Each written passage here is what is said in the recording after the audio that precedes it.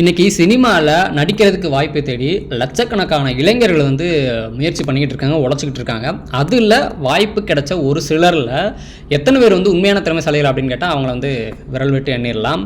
ஏன்னா நிறைய பேர் உண்மையாகவே சினிமாவுக்கு நடிக்கணும்னு சொல்லி ட்ரை பண்ணிக்கிட்டு நிறைய பேர் கூத்துப்பட்டறைக்கு போய் ட்ரை பண்ணிக்கிட்டு இருக்காங்க, ஆக்டிங் ஒர்க் ஷாப் போகிறாங்க, அதுக்கப்புறம் ஸ்டேஜ் ட்ராமா போய் பண்ணிக்கிட்டு இருக்காங்க. இந்த மாதிரி கலைஞர்களாக இருக்காங்க. அவங்களோட வாழ்க்கையை நடிப்புக்காகவே அர்ப்பணிச்சிக்கிட்டு இருக்காங்க. சினிமாவில் போனால் நல்லா தகுதியோட திறமையோடு போகணும் அப்படிங்கிறதுக்காக.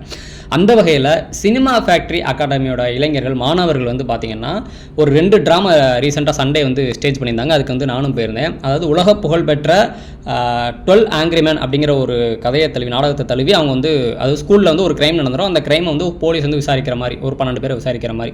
ஸோ ரொம்ப இன்ட்ரெஸ்டிங்காக பண்ணியிருந்தாங்க. ஒரு சினிமாவை எப்படி பார்ப்போம், எனக்கு மலையாளத்தில் 12th Man மோகன்லால் சார் நடித்த படம், அந்த படம் அப்படியே கொண்டு வந்தாங்க. அந்தளவுக்கு லைவாக ஸ்டேஜில் கண்டினியூஸாக எனக்கு தெரிஞ்சு 3/4 மணி நேரம் இருந்திருக்கும். ஒரு 2 ட்ராமா 3/4 மணி நேரம் 1 மணி நேரம் இருந்திருக்கும். அவ்வளோ கொஞ்சம் கூட பிசுறு தட்டாமல் சூப்பராக பண்ணியிருந்தாங்க.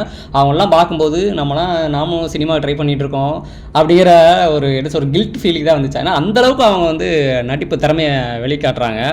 ஸோ அப்புறம் ஒடிசி அப்படின்னு சொல்லி மனித உறவுகள், வாழ்க்கை போராட்டம் இதெல்லாம் சித்தரிக்கிற விதமாக ஒடிசி அப்படிங்கிற ஒரு ஃபேண்டசி வரலாற்று ஒரு நாடகத்தை ப்ளே பண்ணியிருந்தாங்க. அதெல்லாம் அப்பா 2 நாடகத்தையுமே பார்த்திங்கன்னா ஒரு 2 வாரத்தில் ப்ராக்டிஸ் பண்ணியிருக்காங்க. அந்தளவுக்கு அவங்க நடிப்பு திறமையோட நடிப்புக்காக தங்களை டெடிகேட் பண்ணியிருக்காங்க. அப்படி டெடிகேட் பண்ணால் மட்டும்தான் எந்த சூழ்நிலையும் எந்த மாதிரி ஒரு சீன் கொடுத்தாலும் ஈஸியாக நடிக்க முடியும்.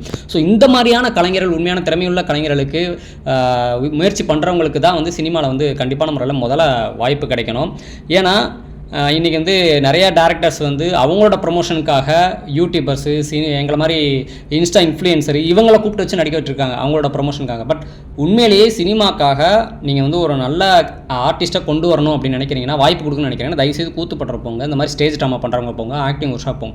அங்கே உங்களுக்கு குவாலிட்டியான ஆக்டர்ஸ் கிடைப்பாங்க. ஒரு கலைஞரை, ஒரு திறமைசாலியை வெளியே கொண்டு வந்த ஒரு திருப்தி உங்களுக்கு கிடைக்கும். அவங்களோட வாழ்க்கையும் மேம்படும்.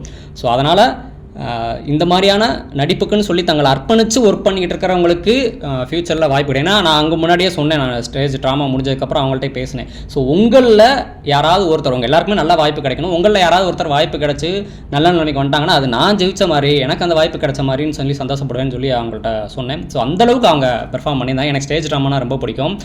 ஸ்கூலுக்கு அப்புறம் இன்றைக்கி தான் லைவாக ஸ்டேஜ் ட்ராமா பார்த்தேன். ஸோ அந்தளவுக்கு ரொம்ப பிரமிப்பாக இருந்துச்சு. அவங்க எல்லாருமே, அவங்க மட்டும் இல்லை, சினிமா ஃபேக்ட்ரி அகாடமி ஸ்டூடெண்ட்ஸ் மட்டும் இல்லை, இன்னும் எங்கெங்கெல்லாம் கூத்துப்பட்டறையில் போய் மாணவர்கள் பயிற்சி எடுத்துட்டு இருக்காங்களோ, எங்கெங்கெல்லாம் ஸ்டேஜ் ட்ராமா பண்ணிட்டு இருக்காங்களோ, எங்கெல்லாம் ஆக்டிங் ஒர்க் ஷாப் போயிட்டு இருக்காங்க, ட்ரைனிங் போயிட்டு இருக்காங்களோ, அவங்க எல்லாருக்குமே ஃபியூச்சரில் கண்டிப்பான முறையில் வாய்ப்பு கிடைக்கும். அந்த வாய்ப்புக்காக நம்ம கண்டிப்பாக பொறுத்திருக்கணும்.